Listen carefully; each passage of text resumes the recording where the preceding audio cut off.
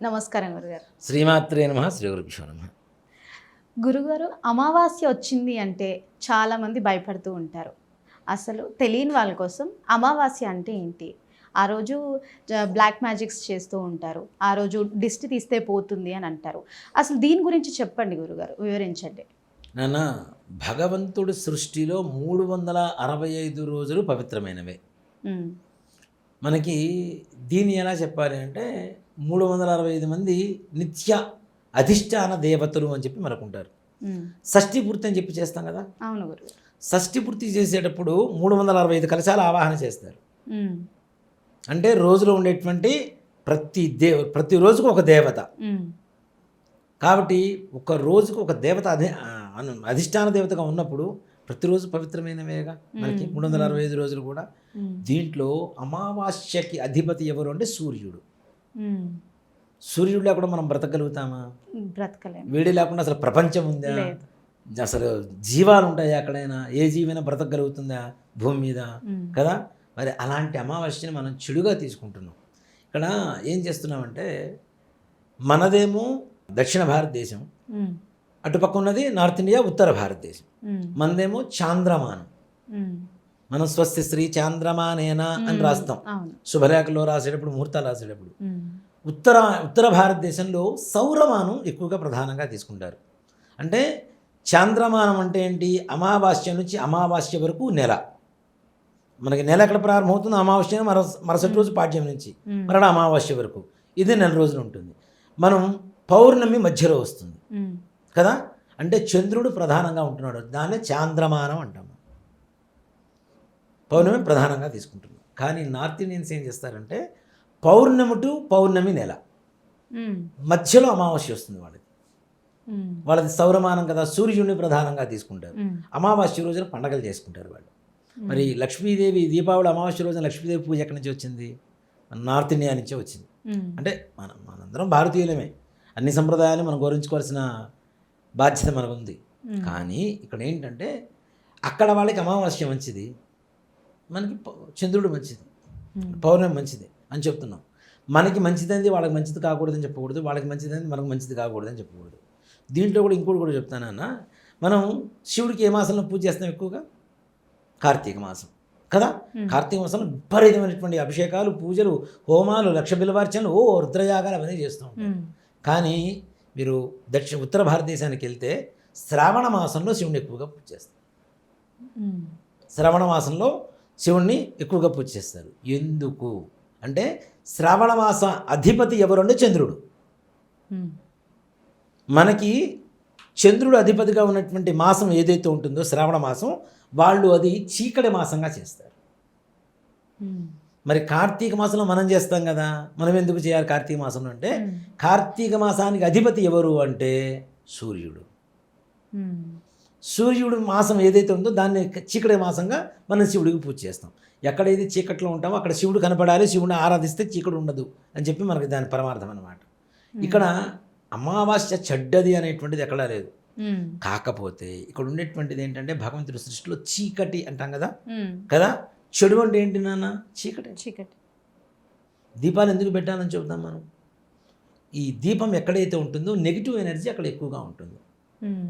Negative energy తప్పనిసరిగా, ఇప్పుడు ఖాళీగా ఉండేటువంటి కడుపులో ఎలా అయితే గ్యాస్ ఫామ్ అవుతూ ఉంటుందో, అలాగే చీకటి ఉన్న చోట చెడు ఎక్కువగా ఫామ్ అవుతూ ఉంటుంది. అందుకని మనం ఏదైనా ఊరు వెళ్ళేటప్పుడు కూడా ఇంట్లో దీపారాధన చేసేసి వెళ్తాం, కనీసం ఒక్క 0 వాట్స్ బల్బ్ అయినా వేసేసి వెళ్ళిపోతాం. అవునా? కొంతమంది ఏం చేస్తారు, మొత్తం ఆర్పేసి వెళ్ళిపోతారు. ఆర్పేసి వెళ్ళిపోయిన తర్వాత నిశాచరంలాగా కనబడుతుంది ఆ ఇల్లు కూడా, దయాల బీడులాగా కనబడుతుంది మరి కదా. అందుకని ఒక్క లైట్ అయినా ఉండాలి. లైట్ అంటే ఏంటి? మంచి, వెలుతురు, శుభం అని అర్థం. అమావాస్య చీకటి కాబట్టి ఆ రోజున ఏ రకమైనటువంటి, ఇక్కడ ఇంకోటి కూడా ఏంటంటే, చీకట్లో ఎట్లాంటి పనులు చేయకూడదు. ఎలాంటి పనులు చేస్తారు చీకట్లో? అందరూ పడుకున్నప్పుడు చెడ్డ పనులే చేస్తారు. అవునా? ఈ భూత ప్రేత పిశాచాలకు సంబంధించినటువంటి ప్రయోగాలు ఏవైతే ఉంటాయో ఇట్లాంటివన్నీ కూడా అమావాస్య రోజుల్లో చేస్తుంటారు. అందులో అమావాస్య ఎందుకు చేస్తారు? చెడు ఎలా చేస్తారు నాన్న? ఒక శక్తిని ఎదుటివాడి మీద ప్రయోగించడం. ఒక శక్తిని, చెడు శక్తిని ప్రయోగం అంటే, బ్లాక్ మ్యాజిక్ అంటే ఏంటి? ఒక చెడు శక్తిని ఎదుటివాడి మీద ప్రయోగించడం. చెడు ఎప్పుడు లేస్తుంది? నిద్ర లేస్తుంది, చీకటిగా ఉన్నప్పుడే కదా. అవి లేచినప్పుడే కదా వీడు వశం చేసుకోవాల్సింది. అందుకని అమావాస్య రోజుల్లో ఇలాంటి ప్రయోగాలు చేస్తారు అనేటువంటిది విధానంగా వస్తున్నది. కానీ అమావాస్య చెడ్డది అని చెప్పడానికి లేదు, దాంట్లో ఏమాత్రం కూడా సందేహం లేదు. అమావాస్య కూడా పండుగ రోజే. ఇప్పుడు నెల కావాలి అంటే పాడ్యం నుంచి అమావాస్య కూడా నెలలోకే లెక్క. ఆ ఒక్కరోజు లేకపోతే 29 రోజులే అవుతుంది నెల, అంతే కదా. 199 99 వేరు 100 వేరు, ఆ ఒక్కటి లేకపోతే 100 కాదు కదా. కాబట్టి అమావాస్య కూడా మంచి రోజులే. అమావాస్య రోజుల్లో కూడా పండుగలు జరుపుకునేటువంటి వాళ్ళు ఉన్నారు, చాలామంది చేసుకునే వాళ్ళు ఉన్నారు. అలాగే ఈ కాళికాదేవికి, భద్రకాళి అమ్మవారికి, చండీ అమ్మవారికి ఇట్లాంటి రోజుల్లో కూడాను అమావాస్య రోజులు ఎక్కువగా చేస్తారు. దేనికంటే ఇలాంటి శక్తులు లేచి ఉంటే, నిద్ర లేచి ఉంటే మిగిలిన దుష్ట శక్తుల్ని అణగార్చడం చాలా ఈజీ కదా. అందుకని చెప్పి రుద్రదేవతలు అంటే ఉగ్రదేవతలకు ఎక్కువగా పూజ చేస్తూ ఉంటాం అమావాస్య రోజుల్లో. ఓ ప్రత్యంగిరి అమ్మవారని, వారాహి అమ్మవారని, అలాగే భద్రకాళి అమ్మవారని, చిన్నమస్త అమ్మవారని, భగడాముఖి అమ్మవారని, ఇట్లా దశమహావిద్యలో కొన్ని రకాల శక్తులు ఉన్నాయి. వీటికి ఎందుకు పూజ చేస్తారు ఆ రోజుల్లో అంటే, ఆ రోజుల్లో చెడును అణగార్చడం కోసం. ఆల్రెడీ నిద్ర లేచినటువంటి చెడుని ఒక్కసారి కొట్టడం చాలా ఈజీ, వెతుక్కోవాల్సిన అవసరం లేదు కదా, టార్చి లైట్ వేసి. అవునా, ఎదురు కనపడుతున్నప్పుడు ఒక దెబ్బ కొడితే అయిపోతుంది. మనిషిని కొట్టాలి అనుకున్న తర్వాత కనపడకపోతే వాడి కోసం వెతుక్కుంటూ వెళ్ళాలంటే కష్టం, ఎక్కడున్నాడు తెలియకుండా. ఆ కష్టం లేదుగా. కాబట్టి అమావాస్య రోజున శక్తి దేవత ఆరాధన జరుగుతుంది, క్షుద్ర దేవత ఆరాధన జరుగుతుందని చెప్పుకోవచ్చు. అది మనలో ఉండేటువంటి మంచి చెడుని బట్టి. మన మంచి క్షుద్ర శక్తులు కూడా నాన్న ఓ మాట చెప్పండి, క్షుద్ర దేవత ఆరాధన కూడా కరెక్ట్ కాదు. వామాచార పద్ధతులు ఏవైతే ఉన్నాయో అవి కూడా కరెక్ట్ కాదు. ఇవన్నీ కూడాను మంచి జరిగేందుకు తీసుకొచ్చినటువంటివి. ఇవన్నీ కూడా మంచి చేయడానికి మనుషులకి తీసుకొచ్చినటువంటి వాటిని చెడు చేయడానికి ఉపయోగిస్తున్నాం. పూర్వకాలంలో యుద్ధ ప్రయోగాల్లో ఇవన్నీ ఎక్కువగా చేసేవాడు. క్షుద్ర ప్రయోగాలు కాదు, అస్త్ర ప్రయోగాలు అంటాం కదా. మనం ఎక్కువగా సినిమాల్లో చూస్తే వాటి ఇంపాక్ట్ మనకి సినిమాల మీద ఎక్కువ చూపిస్తుంటుంది. మనకి బాణాలు వేస్తూ ఉంటారు. ఒక బాణం అంటే ఒక అస్త్రం వదిలేటప్పుడు నమస్కరించుకొని అస్త్రాన్ని వదులుతూ ఉంటారు. ఆ దేవత అస్త్రానికి అధిపతి. ఒక్కసారి నామస్మరణ చేసుకొని మూలమంత్రాన్ని జపించుకొని స్మరణ చేసుకొని ఒక్కసారి అస్త్రాన్ని వదిలేవాడు. చెడ్డవాడైతే చెడ్డాస్త్రాలు ఉంటాయి, మంచివాడైతే మంచి అస్త్రాలు ఉంటాయి. అలా అని చెప్పి చెడ్డవాళ్ళు కూడా కొన్ని అస్త్రాలు సంపాదించినటువంటి వాళ్ళు, మంచి అస్త్రాలు సంపాదించినటువంటి వాళ్ళు చాలామంది ఉన్నారు. అటువంటి వాళ్ళు రావణాసురుడు, మేఘనాథుడు, రావణాసురుడు చిన్న కుమారుడు అక్షకుమారుడు, వీళ్ళందరూ కూడా మంచి మంచి సాధనలు చేసి, ముఖ్యంగా ఓ మాట చెప్పాలంటే మనకి ఈ ప్రత్యంగిర, నుకింబిడ ఈ అమ్మవార్ల పేర్లు కూడా ఎక్కడి నుంచి వచ్చినాయి అంటే రావణాసురుడి దగ్గర నుంచి వచ్చిందని చెప్తాను.